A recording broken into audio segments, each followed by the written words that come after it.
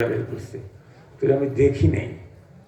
ওই দিন দেখি আমার বয়ানের মাঝখানে এটা ঘুরতেছে, আমি মনে করছি কোনো খেলনা টপটার টপটার হবে, তো পরে দেখি না ওর সাথে ক্যামেরা সেটিং দেওয়া আছে। তার মানে পুরা মজলিসটাও ঘুরে ঘুরে ছবি নিচ্ছে, কে হাত কোথায় রাখছে, কে কি করতেছে, কে বাদাম খায়, কে পান খায়, কে চুন লাগায়, সব ধরে ফেলবে। তো মানুষ এত উন্নত প্রযুক্তি আবিষ্কার করেছে যে দেখেন, কিছুদিন আগে পেপারে আসলো রোগী এবং ডাক্তার দুইজনের মাঝখানে 28 কিলোমিটার দূরত্ব, অথচ ডাক্তার 28 কিলোমিটার দূর থেকে 28 কিলোমিটার দূরে তার রোগীর দেহে সফল অস্ত্রোপচার অপারেশন কমপ্লিট করেছে, তাও আবার বাইপাস সার্জারি।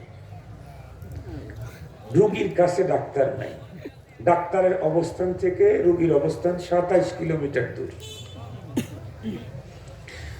এই 27 কিলোমিটার দূরে অবস্থান করে ডাক্তার রোগীর দেহে সফল অস্ত্রোপচার করেছে, তাও আবার বাইপাস সার্জারি। কেমনে? রোবটের মাধ্যমে এখান থেকে সে সফল অস্ত্রোপচার করেছে।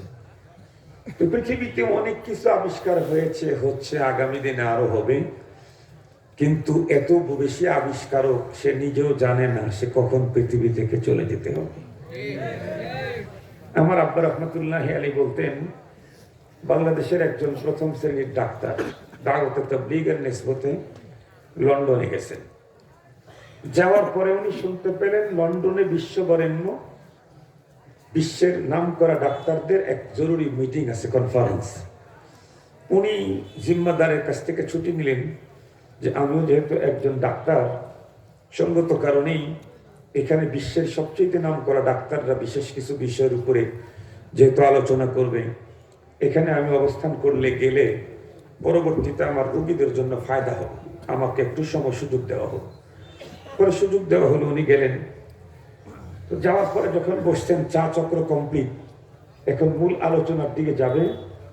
যিনি ওই সমাবেশের আহ্বান করেছেন, আয়োজক, উনি নিজে সমাবেশের মূল আলোচনার বিষয়বস্তু ছিল হঠাৎ করে মানুষ মরে যায়, কারণ কি, প্রতিকার কি, এটা নিয়ে হলো আলোচনা করবে। অনেক আগের কথা। এই কথাগুলো বলার পরে উনি এজেন্ডাটা পেশ করার পরে আর দ্বিতীয় কোনো কথা বলতে পারে নাই, উনি হঠাৎ করে মারা গেলেন। ওই অনুষ্ঠানে উনি মারা গেলেন। উনি যখন মারা গেলেন তখন বিশ্বের সকল বড় বড় ডাক্তারেরা বললেন যে এটা কোনো ভাবার কিছু নাই, প্রতিকারও কিছু নাই, যিনি আবিষ্কার করেছেন এটা তার কারসাজি, যিনি পাঠিয়েছেন এটা তার কারসাজি, এটা আমরা ভেবেও কিছু বের করতে পারবো না, প্রতিকার করার ক্ষমতাও নেই। পৃথিবীতে তো এখন অনেক সাপোর্ট বের হয়েছে, এমনকি লাইফেরও সাপোর্ট বের হয়েছে। কিসের সাপোর্ট বের হয়েছে কথা বলেন না কেন? লাইফের সাপোর্ট বের হয়েছে, কিন্তু মনে রাখতে হবে এ পর্যন্ত গবেষণা করে করে লাইফের সাপোর্ট বের করছে, লাইফ আবিষ্কার করতে পারেনি।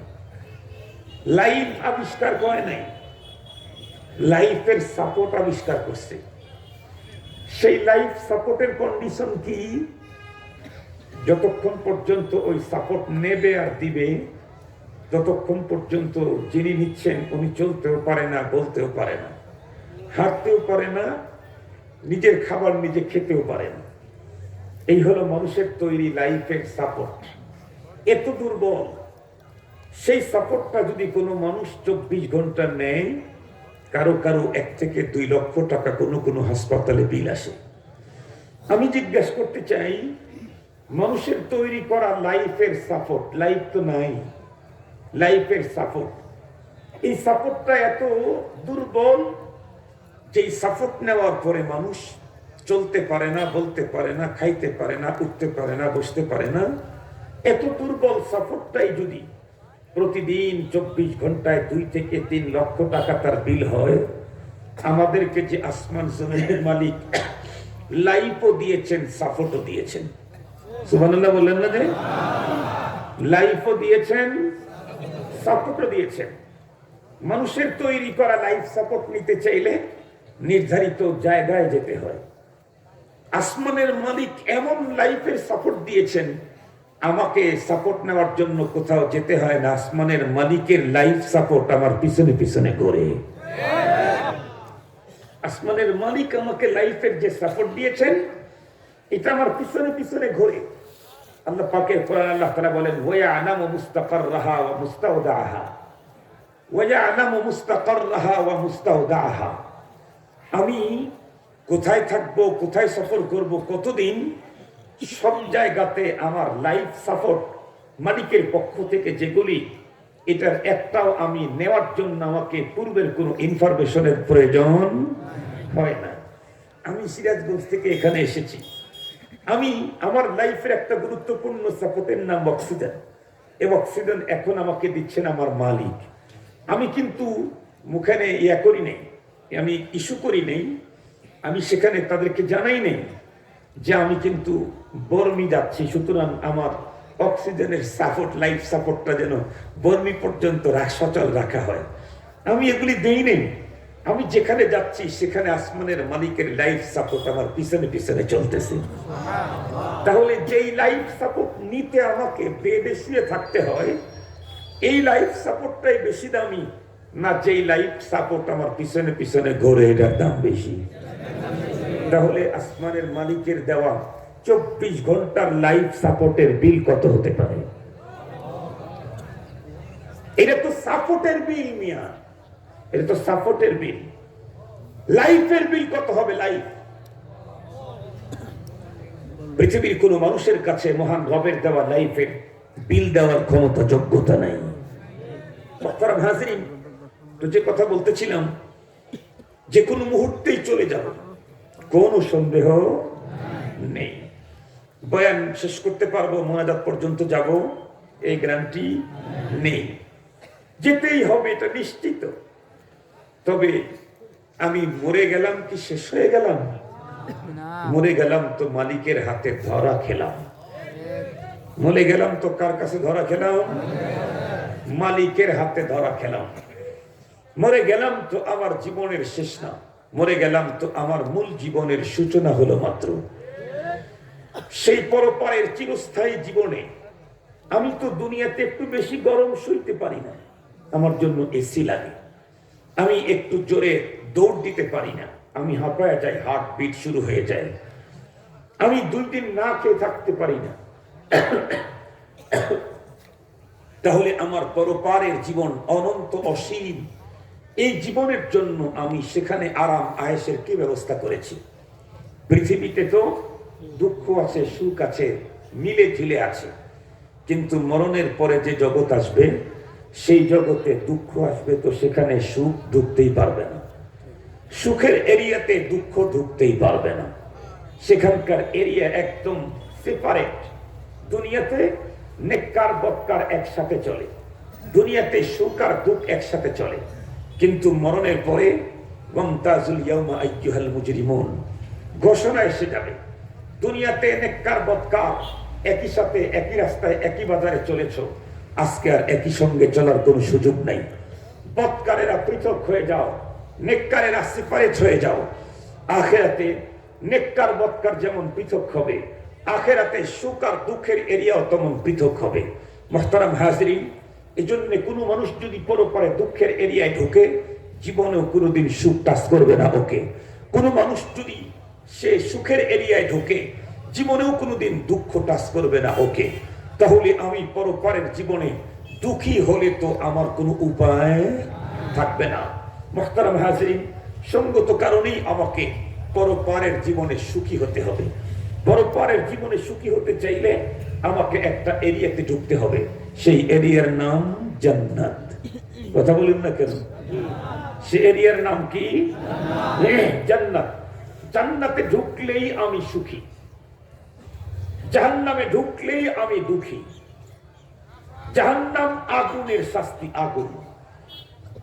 এ পিটাপিটি না, রড দিয়ে হাড় ভেঙে দেওয়া না, আগুনে পোড়ানোর শাস্তি, পোড়ানো। পৃথিবীর সবচাইতে সিরিয়াস শাস্তি হলো আগুনের দহনের শাস্তি। একজন মানুষকে রিমান্ডে নিয়ে অনেক কষ্ট দিয়েছে, এটাও তেমন বেশি না। কোন মানুষটা যখন আগুনে পোড়ায় এর মতো হবে না। আগুনের শাস্তি কতটা ভয়াবহ এটা কিঞ্চিত পরিমাণে অনুমান নিতে চাইলে মাঝে মাঝেই আমাদের দেশে বিভিন্ন জায়গায় আগুন লাগে। বার্ন ইউনিট, মেডিকেলের বার্ন ইউনিট, যেখানে আগুনের দগ্ধ যারা তাদের সেবা দেওয়া হয়, ওই এলাকাতে ঢুকলে আপনি বুঝতে পারবেন আগুনের শাস্তি কতটা ভয়াবহ। মোহতারাম হাজরিন, তাহলে আমি মরে যাব নিশ্চিত। মরণের পরে হয়তো সুখটা হয় দুঃখ। আমি মরণের পরে সুখ চাই না দুঃখ চাই? সবাই কথা বলেন, সবাই। সুখের এরিয়ার নাম জান্নাত। তার মানে আমি জান্নাত চাই। আমি যদি জান্নাত চাই তাহলে কি আমি পাবো না? জান্নাতে যাওয়ার কিছু পথ পরিক্রমা আছে, এগুলি মেনে আমাকে জান্নাতে যেতে হবে। মুহতারাম হাজিরিন, জান্নাতের পথ কোনটা? কুরআনুল কারীমের সূরাতুল ফাতিহাতে আল্লাহ পাক প্রতিটি মুসলমানকে 5 ওয়াক্ত নামাজের মধ্যে প্রতি রাকাতে একটা দোয়া ওয়াজিব করে দিয়েছেন প্রতিটা মুসলমান। সেটা হচ্ছে ইহদিনাস সিরাতাল মুস্তাকিম। এই দোয়া প্রতি রাকাতে ওয়াজিব। এটা এমন গুরুত্বপূর্ণ দোয়া। কোরআন শরীফে তো অনেক দোয়া আছে, কিন্তু এই দোয়ার মতো এত গুরুত্বপূর্ণ দোয়া যে প্রতি রাকাত নামাজেই পড়তে হবে, প্রতি রাকাতেই ওয়াজিব, এমন গুরুত্বপূর্ণ দোয়া নেই। সেই দোয়াটা কি? ইহদিনাস সিরাতাল মুস্তাকিম। আয় আল্লাহ, তুমি আমাকে সঠিক পথে চালাও। সঠিক পথ, যে পথ দিয়ে জান্নাতে যাওয়া যায়। কিন্তু সঠিক পথের পরিচয় দিতে গিয়ে আল্লাহ কি বললেন? আল্লাহ পাক বললেন যে তোমরা আমার কাছে দোয়া করো, আল্লাহ তুমি আমাদেরকে সঠিক পথে চালাও, সিরাতে মুস্তাকিমে চালাও, স্টেট পথে চালাও। কিন্তু স্টেট পথের পরিচয় দিতে গিয়ে আল্লাহ পথের বর্ণনা দেন নাই, পথচারীদের বর্ণনা দিয়েছেন। ওই পথে যারা চলেছেন তাদের বর্ণনা দিয়েছেন, পথের বর্ণনা দেন নাই। আল্লাহ পাক বলেন সিরাতাল্লাযীনা আন'আমতা আলাইহিম। সঠিক পথ কোনটা? আল্লাহ পাক বলেন আমার কাছে যারা পুরস্কৃত তাদের পথটাই হচ্ছে সঠিক পথ। কার কাছে পুরস্কৃত? আল্লাহর কাছে পুরস্কৃত। আল্লাহ পাকের কাছে পুরস্কৃত কারা? আল্লাহ পাক বলেন উলাইকাল্লাযীনা আন'আমাল্লাহু মিনান নাবিয়্যিনা ওয়াস-সিদ্দীকিনা ওয়াশ-শুহাদা'i ওয়াস-সালিহিন। 4 প্রকারের মানুষ আল্লাহ বলেন আমার কাছে পুরস্কৃত। আমি 4 প্রকারের মানুষকে পুরস্কার দিয়েছি, দেব। 1 নম্বর নবীগণ, নবিয়্যিন। 2 নম্বর সিদ্দিক। 3 নম্বর শুহাদা। 4 নম্বর সালেহীন। যে সমস্ত মানুষগুলি আল্লাহ পাকের কাছে পুরস্কৃত হয়েছেন তাদের পথে আমি চললে আমিও পুরস্কৃত। কথা ক্লিয়ার? তাদের পথে চললেই আমি পুরস্কৃত। আমি যদি তাদের পথে না চলি তাহলে আমি পুরস্কৃত হতে পারবো না। আমি যদি জান্নাতে যেতে চাই, আমার জন্য সবচাইতে সহজ পদ্ধতি, সবচাইতে আসান, এই পৃথিবী থেকে যেই মানুষগুলি জান্নাতের সুসংবাদ প্রাপ্ত হয়েছেন এই জাতীয় কোনো একজন মানুষের পথ ধরে আমি চলা, এটা হলো জান্নাতে যাওয়ার সবচাইতে সহজ পথ। আমি আপনাদেরকে জিজ্ঞাসা করতে চাই, এই পৃথিবী থেকে জীবদ্দশায় বেঁচে থাকতে বা হায়াতে জান্নাতের সুসংবাদ পেয়েছেন এরকম কয়জন নবীজির জবানে? 10 জন। এই 10 জনের ভিতরে নাম্বার 1 ম্যান আবু বকর সিদ্দিক রাদিয়াল্লাহু তাআলা। আমি আজকে আপনাদের খেদমতে সিদ্দিক আকবরের জীবন চলার পথ কি ছিল তার একটা সাইড আপনাদের খেদমতে আজকে পেশ করব। আমরা ওটা মিলাবো। আবু বকর তো দুনিয়াতে হায়াত অবস্থায় জান্নাতের সুসংবাদ পেয়েছেন, তাই উনি যে পথে চলেছেন এই পথ আল্লাহ পাকের কাছে মকবুল পথ। কথা বলেন না কেন? এটা মকবুল পথ। এই পথে আমি চলতে পারলে আমিও মকবুল। মুহতারাম হাজিরিন, এই জন্য রাসূল করিম সাল্লাল্লাহু আলাইহি ওয়াসাল্লামের একটা অতি সুন্দর হাদিস পড়েছি, ওর অল্প অংশ পড়েছি। হাদিস মানেই তো সুন্দর, কিন্তু আজকে যে হাদিসটা পড়েছি এটা আরো বেশি সুন্দর। কেমনে বেশি সুন্দর? এই হাদিসের আমি কিছু অংশ আপনাদেরকে আজকে শোনাবো। এভাবে আপনারা যেমন বসে আছেন, নবী আলাইহিস সালামের সামনে একদিন সাহাবায়ে কেরাম এভাবে বসেছিলেন। নবীজি বলে ফেললেন, হুব্বিবা ইলাইয়া মিন দুনিয়াকুম সালাস। এ সাহাবী, তোমাদের এই পৃথিবীর তিনটা জিনিস আমার কাছে বড় প্রিয়। কি বললেন? হুব্বিবা ইলাইয়া মিন দুনিয়াকুম, মিন দুনিয়া বলেন নাই, তোমাদের দুনিয়ার বলেছেন। নবীজি বলেন নাই আমার এ দুনিয়ার। আমরা তো জানি আমার রাসূলকে সৃষ্টি না করলে আল্লাহ পাক কোনো কিছু সৃষ্টি করতেন না।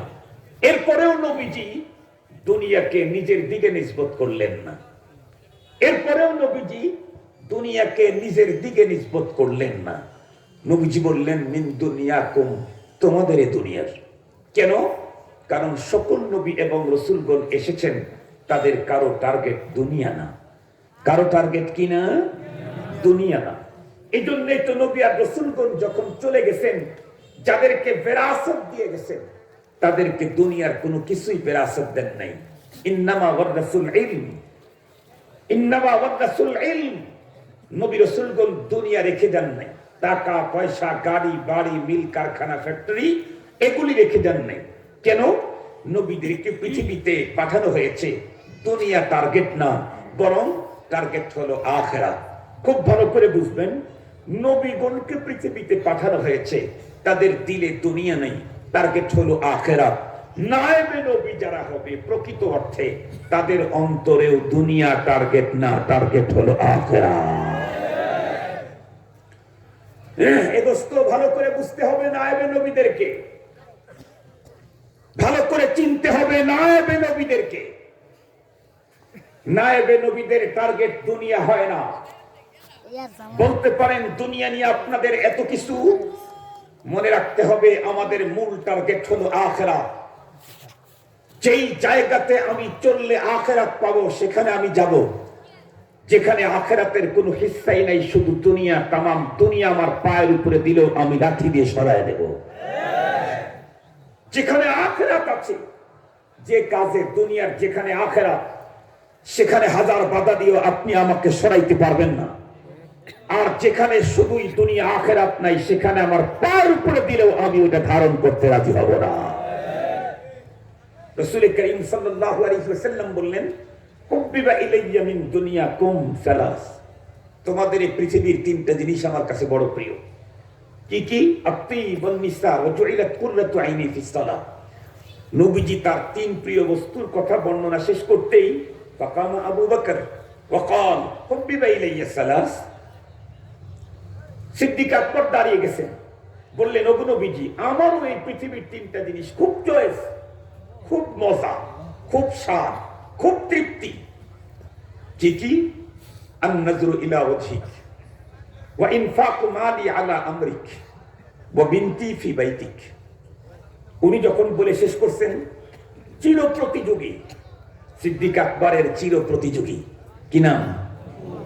সিদ্দিক ওমর ফারুক রাদিয়াল্লাহু তাআলা সারা জীবন প্রতিযোগিতা করছেন, প্রতিদ্বন্দ্বী না, প্রতিযোগী।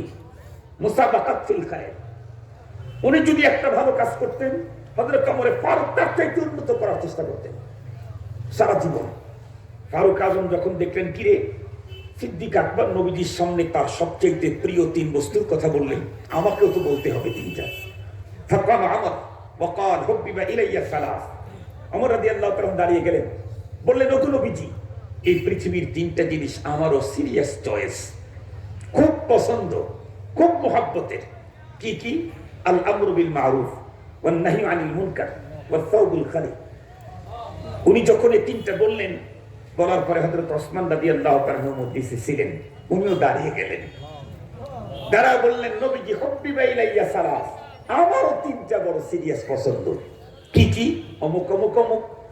উনি যখন শেষ করলেন, হযরত আলী রাদিয়াল্লাহু তাআলা উনিও দাঁড়িয়ে গেলেন। উনি বললেন, নবীজি, আমার ওই পৃথিবীর তিনটা জিনিস খুব চয়েস, খুব স্বাদ, খুব মজা, খুব তৃপ্তি। কি কি? অমুক অমুক অমুক। ওনাদের কথা যখন শেষ হয়েছে, জিবরাইল আমিন চলে আসলেন, এসে নবীজিকে বললেন, ওগো নবীজি, আমারও তিনটা জিনিস খুব চয়েস। কে আসলেন মজলিসে? জিবরাইল আমিন। আমি আগেই বলেছিলাম সব হাদিস মজা, এই হাদিস একটু বেশি মজা।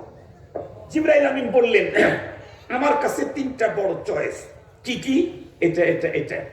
জিবরাইল আমিনের তিন চয়েসের কথা বয়ান শেষ হতেই আল্লাহ পাক জিবরাইল আমিনকে জানায় দিলেন, জিবরাইল আমারও তিনটা চয়েস, এটা রাসূলকে জানায় দাও। কার তিনটা চয়েস?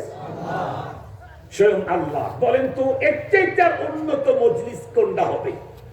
যে মজলিসে আল্লাহর বক্তব্য, রাসূলুল্লাহর বক্তব্য, জিবরাইল আমিনের বক্তব্য, হযরত আবু বকরের বক্তব্য, হযরত ওমর, হযরত ওসমান, হযরত আলী রিদওয়ানুল্লাহি তাআলা আলাইহিম আজমাইন, সবার বক্তব্য যেই মজলিসে হয়েছে, এর চাইতে দামি মজলিস, এর চাইতে দামি আর মজার হাদিস আর তো হতে পারে না। কিন্তু কথা হলো, আমি সবার তিন চয়েসের কথা আজকে বর্ণনা করব না, করতে পারবো না। সবার তিন তিন চয়েস কি কি, এগুলি সুন্দর করে বুঝায় দেওয়ার জন্য বয়ান করতে চাইলে একটু লম্বা টাইম লাগবে। এই জন্য আজকে হবে না। আপনার থাকলে কি হবে, আমি যে থাকবো না। আপনি আজকে শুধু একটা বলবো, সেটা হলো, আমি আগেই বলেছি, আমরা মরণের পরে পরপারে জান্নাতে যেতে চাই। জান্নাতে যেতে চাইলে জান্নাতি মানুষ যে তার মতো করে জীবন কাটাইলে আমি জান্নাতি হওয়া সবচাইতে সহজ। তো জান্নাতি যারা সুসংবাদ পেয়েছেন তার মধ্যে নাম্বার 1 আবু বকর সিদ্দিক রাদিয়াল্লাহু তাআলা। সিদ্দিক আকবরের তিনটা চয়েস কি কি ছিল, এটা একটু আপনাদের খেদমতে বলবো, ইনশাআল্লাহ দোয়া করে দেব। সিদ্দিক আকবর বললেন, হুব্বিবা ইলাইয়া সালাস, ওগো নবীজি আমার কাছে তিনটা জিনিস খুব প্রিয়, সিরিয়াস পছন্দ। কি? আন নাজরু ইলা ওয়াজহিক, ওয়া ইনফাকু মালি আলা আমরিক, ওয়া বিনতি ফি বাইতিক। হযরত সিদ্দিক আকবরের তিন চয়েসের বর্ণনা যখন দেব, তখন আপনারা বুঝবেন যে তিনটা আসলে তিনটা না, তিন মূলত একটা। তিনটা মূলত কয়টা? বিষয়টা সুন্দর করে বুঝাবার জন্য আমার জীবনে একটা ঘটনা শুনে আপনাদের। আমি কোনো একদিন ফোন দিয়েছি আমার এক আত্মীয়ের কাছে, দুপুরের পরের টাইম হবে মনে হয়। তো আমি জিজ্ঞেস করছি তাকে, ফোনে কথাবার্তা জিজ্ঞেস করে, খাবার খাইছো নাকি? বলে খেয়েছি। তো জিজ্ঞেস করলাম কি কি খেলে? তো সে শ্বশুর বাড়ি আত্মীয়, তো এই জন্য একটু মজাক করে। শ্বশুর বাড়ি আত্মীয় মজাক করবে না, বলতেছে মুরগির রোস্ট খেয়েছি, গরুর গোস্ত খেয়েছি, অমুক মাছ খেয়েছি, অমুক ফ্রাই খেয়েছি, এই খেয়েছি, অমুক খেয়েছি। মাশাআল্লাহ, তোমার তো বড় লোক মানুষ, অনেক আইটেম দিয়ে খাবার খাও। তা আমাকে বলতেছে আপনি খাবার খেয়েছেন নাকি? আমি বলছি আমিও খাবার খেয়েছি। তো কি খেয়েছেন? কি খেয়েছি এটা বলা উদ্দেশ্য ছিল না, ওকে হাসানো উদ্দেশ্য ছিল আমার, একটু মস্করি করা উদ্দেশ্য। আমি বললাম, দেখো আমি গরিব হলেও এক আইটেম দিয়ে খাবার খাই না, আমিও রকমারি আইটেমের খাবার খাই। কেমন? ধরে নাও আজকেই তো মনে করো তিন আইটেম খেয়েছি, ধরে নাও। কি কি? বাগুন ভর্তা, বাগুন ছানা, বাগুন চাষ নাই। বুঝলেন আপনারা কিছু? তিনটা মিলা কয়টা? একটু জোরে বলেন। চাষ নাইও বুঝেন আপনারা? চাষ নাই আর ভর্তা একই জিনিস। আমার সিরাজগঞ্জের কাজীপুর থানার লোকেরা চাষ নাই ছানা বা ভর্তাকে চাষ নাই বলে, আমাদের রায়গঞ্জের লোকেরা কিন্তু চাষ নাই বুঝবে না। আমি আবার ছোটবেলায় নাসিম সাহেবের এলাকা গাজীপুরে জাগির ছিলাম, ওইখানে পড়ালেখা করছি। তো জীবনের প্রথম যখন ওখানে গেছি আমাকে বলতেছে চাষ নাই দিল। চিন্তা করলাম এটা তো জীবনে খাই নাই, দেখি কি স্বাদ। পরে দেখি আরে চাষ নাই, এ না দেখি ভর্তা। বুঝলেন না আপনারা? কি বুঝলেন? আমাদের দেশে ভাস্কর বানাইতে চায়, আমরা পরে খুঁজে দেখি না মূর্তি।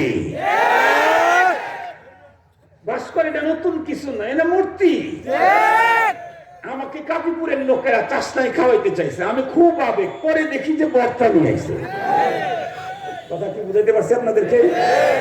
ভর্তা নিয়ে আসছে, যে ভর্তা সেই চাষ নাই, যেই ভাস্কর সেই মূর্তি। মনে থাকবে তো ইনশাআল্লাহ? মাশাআল্লাহ, খুব ভালো করে বুঝবেন। তো বলছে আমি 3 আইটেম খেয়েছি। বলছি আসলে কি তিনটা না একটা? বাগুন ভর্তা, বাগুন ছানা, বাগুন চাষ নাই, সবগুলা মিলে একটাই। হযরত আবু বকর সিদ্দিক রাদিয়াল্লাহু তাআলা আনহু নবীজিকে বললেন, হুব্বিবা ইলাইয়া সালাস, ওগো নবীজি এই পৃথিবীর সবচাইতে বড় চয়েস, সবচাইতে বেশি প্রিয়, সবচাইতে বড় মুহাব্বতে, সবচাইতে বড় পছন্দের তিনটা জিনিস আমার। কি কি? আন-নাদরু ইলা ওয়াজহিক, ওয়া ইনফাকু মালি আলা আমরিক, ওয়া বিনতি ফি বাইতিক। শেষেরটা একই না? সব কাপ শেষেরটা। তার মানে বলেছেন তিনটা, মূলত একটা। দেখি তো সেই তিনটা কি কি। প্রথম নাম্বার, আন-নাজরু ইলা ওয়াজহিক, ওগো নবীজি, আমার জীবনের সবচাইতে বেশি তৃপ্তি আর মজা হলো আপনার চেহারায় আনোয়ারের দিকে চেয়ে চেয়ে দেখা। নবীজি, আপনাকে দেখতে যত স্বাদ, আপনাকে দেখতে যত মজা, আপনাকে দেখতে যত তৃপ্তি, পৃথিবীর অন্য কোন জিনিসে আমার এত মজা হয় না। আবু বকর সিদ্দিক রাদিয়াল্লাহু তাআলা আনহু তো আছেনই, নবীজির প্রত্যেকটি সাহাবী, মোবাইলটা দিতে হবে, নবীজির প্রত্যেকটা সাহাবী নবীজির চেহারা দেখে এত তৃপ্তি পেতেন যে কোন সাহাবী যদি এমন হতো যে খুব টেনশন, আসমান তার মাথার উপরে ভেঙ্গে পড়েছে, এমন টেনশন, কোনোভাবেই নিজেকে স্থির রাখতে পারতেছে না, ব্যালেন্স করতে পারতেছে না, এই মতো অবস্থায় নবীজির পাশে গিয়ে নবীজির চেহারার দিকে তাকালেই মুহূর্তের মধ্যেই তাদের আসমান ছোঁয়া টেনশন বিদায়। কোন সাহাবীর পেটে ক্ষুধা, 2 দিন হয় খাবার পায় না, 2 দিন হয় খাবার পায় না, নেই কোনো রান্না করা খাবার, নেই কোনো শুকনো খাবারও, 2 দিন হয় শুধু পানি মুখে দিয়েছে, ক্ষুধার জ্বালায় অস্থিরতা, চূড়ান্ত অস্থিরতা লাগতেছে। এমন মুহূর্তেও যখন তারা এসে নবীজির চেহারার দিকে তাকাইতেন, ওনারা ক্ষুধার জ্বালাটা ভুলে যেতেন। মুসলমান ভাইরা আমার কথা ভালো করে বুঝবেন, বিশ্ব নবীজির চেহারার দিকে চেয়ে চেয়ে মজা নেওয়া শুধুমাত্র কেবলমাত্র আবু বকর সিদ্দিক রাদিয়াল্লাহু তাআলা আনহু একাই মজা নিতেন না, বরং সকল সাহাবায়ে কেরাম নিতেন।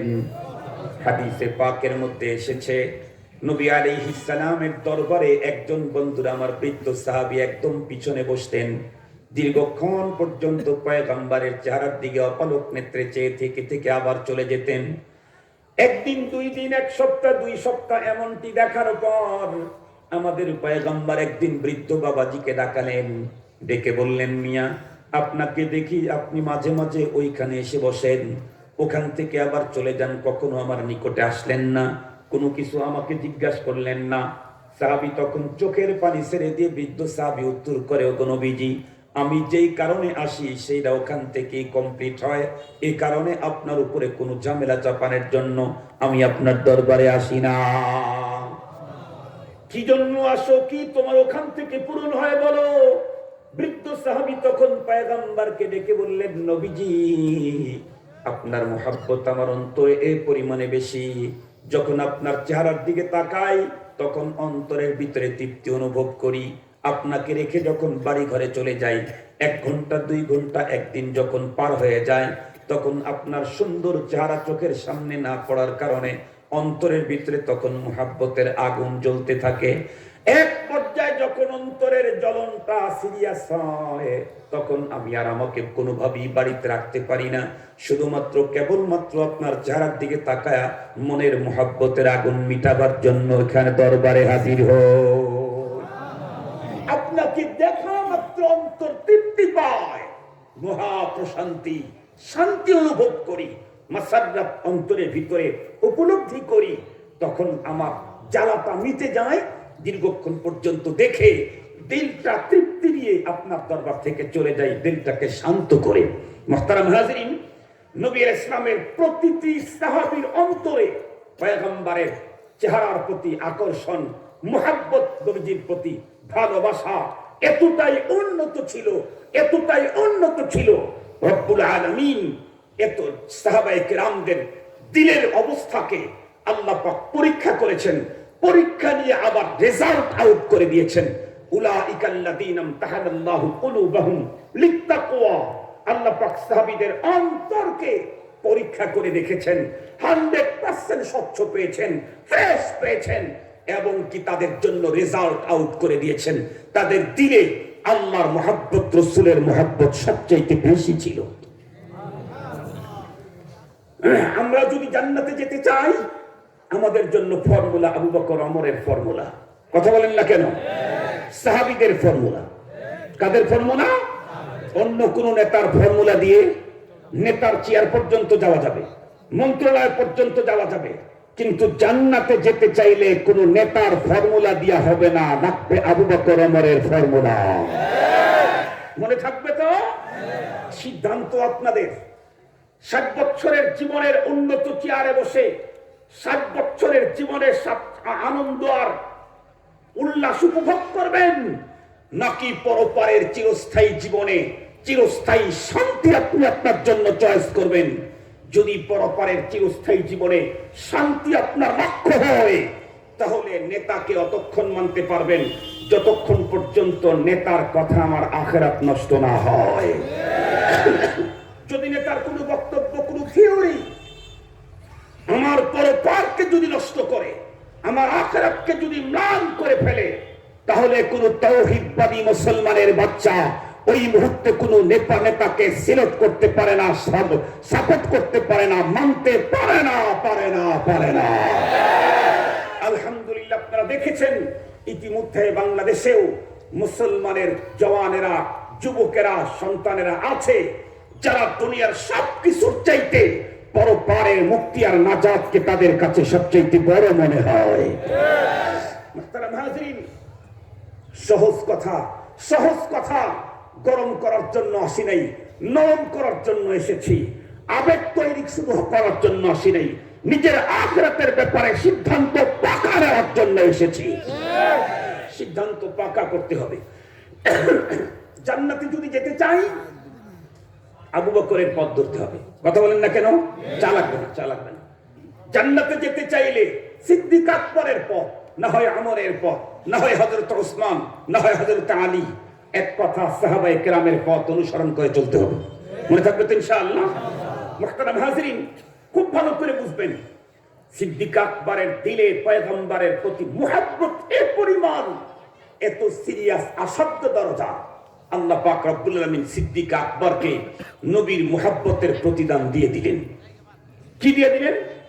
সিদ্দিক আকবরের কথা ছিল আন-নাজরু ইলা ওয়াজহি, ওগো নবীজি, পৃথিবীর সবচেয়ে বড় মজার স্বাদ হলো আপনার চেহারার দিকে চেয়ে চেয়ে দেখা। আল্লাহ পাক রব্বুল আলামিন সিদ্দিক আকবরের এই আবেগটাকে কবুল করে সিদ্দিক আকবরকে আমার পয়গম্বরের সঙ্গে রিজার্ভ করে দিলেন 3টা দিন 3টা রাত।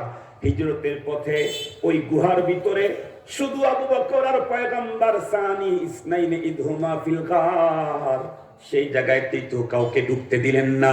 আল্লাহ পাক কেন আবু বকরের অন্তরের সবচেয়ে বড় মজা হলো আবু বকর তার হাবিবের চেহারার দিকে চেয়ে চেয়ে তৃপ্তি নেবে।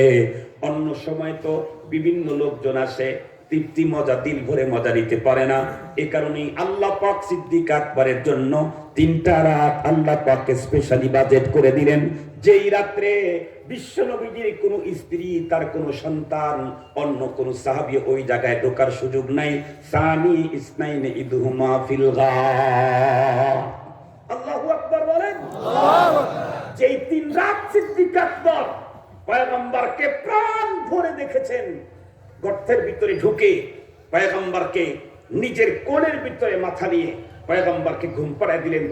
নবীজিও বড় আরামে ঘুমাইলেন সিদ্দিক আকবরের কোলে মাথা রেখে। আর সিদ্দিক আকবরের জীবনের সবচেয়ে বড় মজা হাবিবুল্লাহ সাল্লাল্লাহু আলাইহি ওয়াসাল্লামের চেহারার দিকে চেয়ে থাকা। অন্য সময় তো সাহাবীরা ডিস্টার্ব করে, এখন কেউ নাই, শুধু নবীজি আর আবু বকর আর নবীজি। সানি ইসনাইনি ইদহুমা ফিল গার। হযরতে সিদ্দিক আকবর তৃপ্তি ভরে নবীজির চেহারার দিকে তাকায়া দিলের শান্তি নিচ্ছেন। সুবহানাল্লাহ বললেন না? যে কেউ নাই, শুধু নবীজি আর আবু বকর, যা একদম ফুল তৃপ্তি ভরে দেখতেছেন।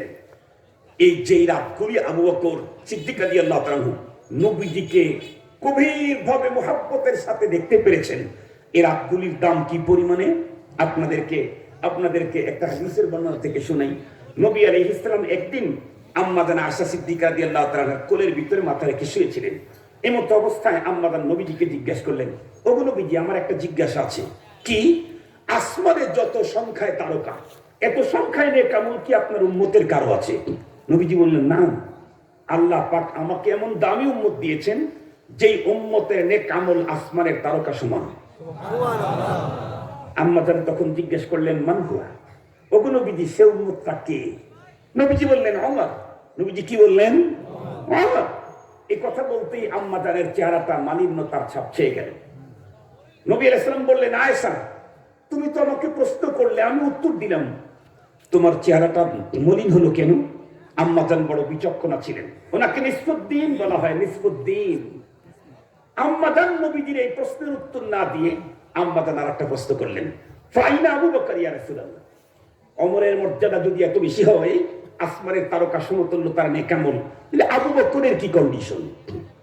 নবী আলাইহিস সালাম তখন মুস্কি হেসে বললেন, আবু বকরের কথা জিজ্ঞেস করো তুমি? আল্লাহ